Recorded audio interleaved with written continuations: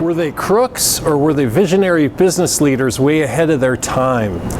Stories about guys like these can be pretty entertaining, and I'm here with the tale of two colorful characters and the effect that they had on Reno's early economy and what became the gaming industry.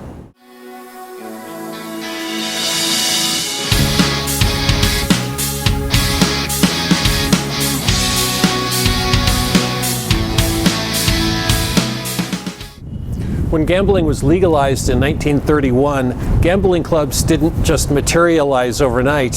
That activity had been going on illegally for many years. These operators bent the rules, made up their own rules, or just ignored the rules, and the gambling industry came into its own. While they have the same names as a famous concert promoter and a legendary sportscaster, nonetheless, we're going to look into the lives and sometimes unscrupulous business dealings of William Bill Graham and James Jim McKay. Bill Graham and James McKay were prominent figures in 1920s and 1930s Reno, and they were major players in the days of prohibition, gambling, prostitution, and money laundering. Bill Graham was born in San Francisco in 1891, and James McKay was born in Virginia City, Nevada in 1888. Both of these men found their way to Goldfield and Tonopah, Nevada in the 1920s during those towns' mining booms. That mining excitement was the biggest in Nevada since the Comstock lode in Virginia City in the 1860s. Both men were the protégés of George Wingfield, who at one time was the influential boss of Nevada, the state's richest man and the owner of several banks and real estate holdings. Reno's Wingfield Park is named after him. George Wingfield had offices here on the upper floors of this building in downtown, which was known as the Reno National Bank Building. Both Graham and McKay worked for Wingfield down in Tonopah, and in the early 1920s they came to Reno to open up a gambling operation for George. So we can kind of say that these two guys were Wingfield's silent partners. Gambling was not yet legal at this point, but there was a fair amount of it going on in back rooms and in basements, and the authorities didn't really care or do too much about it. Pardon the drop boxes and our dust and the noise. We're on a busy downtown street and we're doing some work in downtown Reno. So Graham and McKay opened an illegal gambling operation in a building that George Wingfield owned here on Center Street in a basement clubhouse downtown. And when gambling got legalized in 1931, they simply moved their business operation upstairs into the light.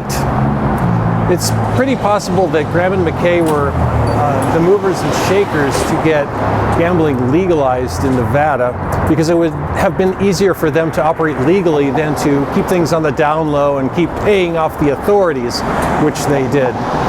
So along with another investor, Graham and McKay were the owners and operators of the bank club, and at one time the bank club was the largest gambling operation in the United States.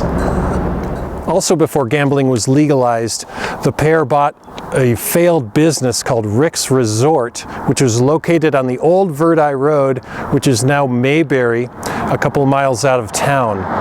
They converted this business into the Willows, which became a Reno landmark for its opulence and elegance as a speakeasy and a gambling destination. This location, incidentally, was also used by Jack Johnson in preparation for his title fight, the fight of the century against Jim Jeffries in 1910. But that will be the subject of a future episode. The Willows burned to the ground in 1932, and rather than rebuild, Graham and McKay went off to other adventures. They were also the part owners of the Cal Neva up at Lake Tahoe way before Frank Sinatra bought it.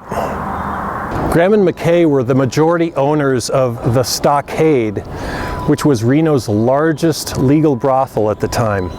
It covered a full city block and was located here where today's Greater Nevada Field is. And there are estimates that it had between 50 to 100 rooms for the sporting ladies. And if we choose the high estimate of 100 rooms and the girls worked 8-hour shifts, that is 300 women working here in a 24-hour period. That's a big operation. In the late 1920s and early 1930s, Depression-era gangsters found Reno to be a great place to cool off and evade the authorities that were looking for them in Chicago and New York. Graham and McKay were world-class money launderers, and they were more than happy to accommodate personages such as John Dillinger, Babyface Nelson, the Barker Karpus Gang, Pretty Boy Floyd, and others. And for a cut, Graham and McKay would run their ill-gotten gains through their casino and banking systems, making it hard for the FBI to track the money. In 1934, Graham and McKay were charged with using the mail to defraud, and they were arraigned in federal court. One of the chief witnesses for the prosecution was named Roy Frisch, who lived in this home on Court Street with his mother and sisters. The bank that he worked at as a head cashier was also owned by George Wingfield. His testimony threatened to bring down many prominent Renoites, including Graham and McKay. On March 22nd, 1934, Roy went down to see a movie at the Majestic Theater. And about 10 p.m., he started walking back home, and a friend saw him at about 10 p.m. at the corner of Virginia and Court Street, just a couple blocks from his home. Roy Frisch was never seen again. Investigations into the case have always been inconclusive, and it remains one of Reno's great enduring mysteries. However, Lester Gillis, aka Babyface Nelson, was known to be in town at the time. And if you do the math, it's kind of likely that he or his cronies kind of took care of the Roy Frisch problem, possibly in the Nevada desert. His mother left on the porch light of his home for decades, hoping for his return. This home is still in the possession of the Frisch family. Regardless of what happened to Roy Frisch, Graham and McKay went on trial twice, and both times resulted in hung juries. However, in 1938, at a third trial, they were convicted of running a swindling ring and using the mail to defraud. And then in 1939, after appeals and other delays, they reported to Leavenworth Penitentiary. Their business interests while they were away were protected by a third partner at the bank club. They both returned to Reno in 1945 after serving 6 years of their 9-year sentence. And somehow Senator Pat McCarran was able to appeal to then President Truman and got both men full pardons. It pays to have friends in high places. Once back in Reno, Graham and McKay became active in the bank club again, and by 1950 they were able to buy out that third partner. In 1952, their partnership in the bank club was dissolved. Bill Graham went on to negotiate another 20-year lease on the gambling operation, but he ultimately sold out in 1955, and that was the end of their gaming career in Reno. This is William Graham's home on California Street in Reno. Bill Graham built this house in the 1920s and lived here for his entire life in Reno, some 40-odd years. He died here in this house in 1965, and his widow in 1968. And the home was sold out of their estate in 1969. Today it serves as an attorney's office and is noted for its fantastic period architecture. This is James McKay's home, which is located on Reno Avenue in Old Southwest Reno. And it's just a couple blocks from his pal Bill's house. James McKay passed away in 1962. All right, so I hope you enjoyed our story of the outlaw gentleman of Reno. Today I'm down here at the Sierra Tap House, which is one of the coolest places in Reno to have a craft beer. It's right on the Truckee River, and they've got great variety, lots of tap takeovers. And today I'm enjoying a New Belgium Voodoo Ranger IPA. There's two versions. This is a 7%. There's also a 9% ABV version, but I'm having the 7% today because I am filming.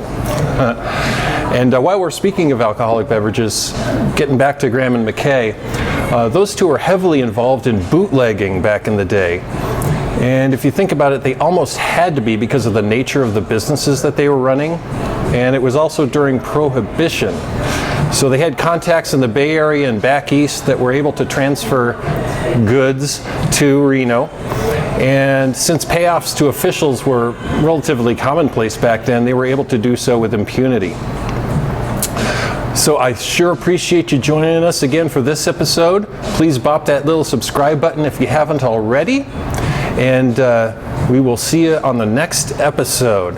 And as Harold Smith Sr. of Harold's Club always said, I'm with you. Cheers.